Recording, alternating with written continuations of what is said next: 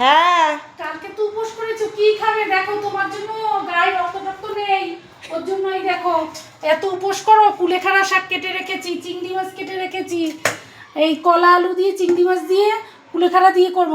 আর এই দেখো তোমার বাবা সেই ডিম ভরা ট্যাংরা মাছ নিয়ে এসছে, দেখেছো কি সুন্দর ধুয়ে রেখেছি। কিভাবে ধুয়েছি জানো? কিভাবে ধুয়েছো? কসবাইট দিয়ে, কসবাইট দিয়ে ঘষে ঘষে তারপরে ধুয়েছি। ওর জন্য সাদা সাদা হয়ে গেছে। কালো, তুমি তো জানো আমার মাছ কিরকম ধোয়া, লেবু হ্যাঁ। আবার ভালো করে কসবাইট দিয়ে ঘষে নুন দিয়ে কসবাইট দিয়ে ধুয়েছে বন্ধুরা, আবার ভেবো না যে সাবান দিয়ে ডলেছে। না, কসবাইট, শুধু কসবাইট দিয়ে। মাছ ধোয়ার জন্য আমার আলাদা কসবাইট আছে। কসবাইটটা নুন দিয়ে ঘষে ঘষে তারপরে পরিষ্কার করেছি। মাছের ঝাল করব। ঠিক আছে ঠিক আছে। এই মাছটা খুব ভালো খায়। হ্যাঁ ঠিক আছে মা, তাড়াতাড়ি করো, আমিও মন্দিরতে চলে এসেছি, হাতে হাতে জোগাড় করে দেবো ওখানে। ঠিক আছে চলো চলো, শুরু করো।